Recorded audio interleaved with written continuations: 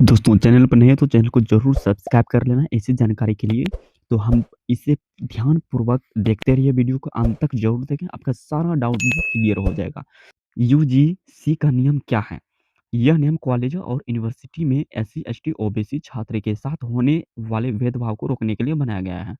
ढांचा जो है स्ट्रक्चर दोस्तों 3 वर्गों में विभाजित कर दिए हैं। इक्विटी कमेटी, इक्विटी एक्साइड, इक्विटी हेल्पलाइन। हर कॉलेज में इसका गठन किया जाएगा। दोस्तों शिकायत, यदि कोई एससी, एसटी, ओबीसी छात्र शिकायत करता है कि उसके साथ जातिगत भेदभाव हो तो 24 घंटे में कमेटी का मिलन होगा। 7 से 15 दिनों में एक्शन लेना शुरू हो जाएगा। सजा, छात्रों के लिए दोषी पाए जाने पर छात्र की डिग्री रोकी जा सकती है या उसे परीक्षाओं से वंचित किया जा सकता है। संस्थान के लिए, यदि कॉलेज नियम नहीं मानता है तो यूजीसी इसकी मान्यता रद्द कर सकता है या ग्रांट रोक सकता है। इसे क्यों लाना पड़ रहा है, इसका नीड यानी जरूरत क्या है? पास्ट केस, पिछले मामले, supreme court order, supreme court का आदेश, न्यू रूल, नया नियम। इस नियम को लाने के पीछे मुख्य कारण सुप्रीम कोर्ट का आदेश और पिछले सालों कुछ वर्षों में हुए चर्चित मामले से। मुख्य प्रकार की रीजन, चर्चित मामले क्या है दोस्तों? रोहित वेमुला 2016 और पायल तड़वी 2019 मामला। इन दिनों छात्रों की आत्महत्या के बाद यह मुद्दा उठाया है कि कैंपस में जातिगत भेदभाव होता है, जिसे रोकने के लिए सख्त कानून की जरूरत है। न्यायिक आदेश क्या है? सुप्रीम कोर्ट का निर्देश, सुप्रीम कोर्ट ने यूजीसी का निर्देश दिया है, यानी दिया था कि परिसरों में भेदभाव रोकने के लिए सख्त गाइडलाइंस बनाई जाए। जेंडर कैटेगरी और कई संगठनों द्वारा इसका भारी विरोध किया जा रहा है। विरोध का कारण, दुरुपयोग का खतरा। विरोध करने वालों का कहना है कि जैसे एट्रोसिटी एक्ट द्वारा दुरुपयोग हुआ, वैसे ही इसका इस्तेमाल किया जा सकता है आपसी रंजिश निकालने के लिए, किसी होनहार स्वर्ण छात्रों का करियर बर्बाद करने के लिए। विरोध का कारण, जातिगत विभाजन, कास्ट डिवीजन।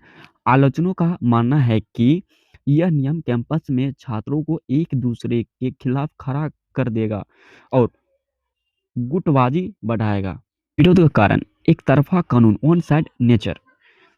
जनरल और एससी, एसटी, ओबीसी।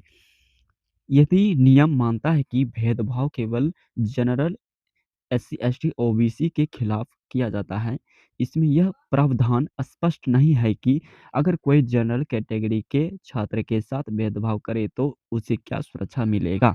दोस्तों संस्थागत ढांचा, हर कॉलेज यूनिवर्सिटी में एक पूरा तंत्र होगा।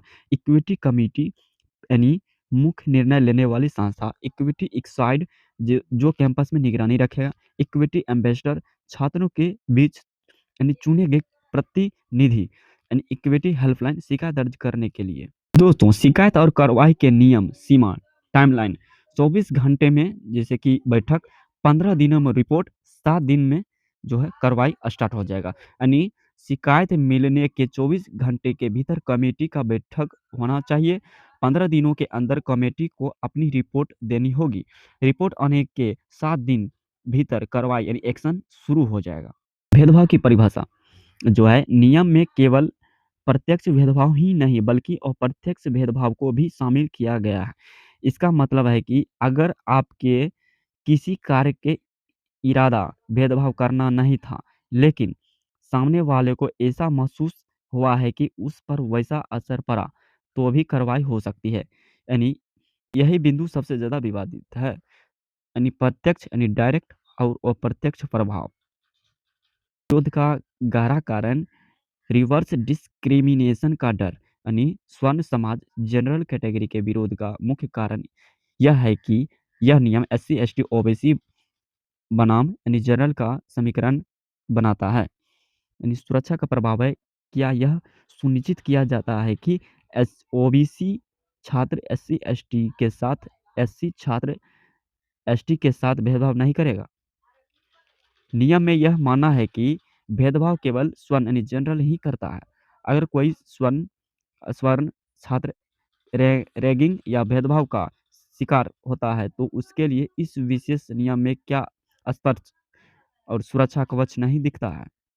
दुरुपयोग का आशंका। कैंपस की राजनीति, स्टूडेंट इलेक्शन में इसका इस्तेमाल हथियारों की तरह हो सकता है। उदाहरण, अगर कोई छात्र मान लीजिए कि जनरल कैटेगरी का इलेक्शन में मजबूत है और पढ़ाई में टॉपर है, तो उसे गिराने के लिए विरोध गुट सिर्फ एक शिकायत दर्ज कराकर उसकी डिग्री रुकवा सकती है या उसे सस्पेंड करवा सकते हैं। राजनीतिक मायने दोस्तों क्या है? यूपी चुनाव को वोट बैंक। उत्तर प्रदेश में आगामी चुनाव को देखते हुए इसे लाया गया हो सकता है। सरकार जनरल वोट बैंक यानी जो भाजपा का कोर वोटर माना जाता है, यानी बैंक को ग्रांटेड ले रही है और OBC SC ST vote bank के साधने की कोशिश कर रही है। भाजपा की बदलती छवि, यानी पहले भाजपा की यानी जनरल की पार्टी कहा जाता था, लेकिन अब वह अपनी छवि बदलकर पिछड़ों और दलितों के हितैषी के रूप में दिखाना चाहती है, भले ही इससे उसका पारंपरिक वोटर नाराज हो जाए। केस स्टडीज की विस्तृत विश्लेषण है रोहित वेमुला और पायल तावेदी। नियम को लाने की नींव इन दोनों के प्रमुख घटनाओं पर पड़ी थी। तो दोस्तों वीडियो कैसा लगा आप अपने दोस्त भी शेयर करें और ऐसी जानकारी के लिए चैनल को सब्सक्राइब करें। मिलते हैं नेक्स्ट वीडियो में। जय हिंद, जय भारत।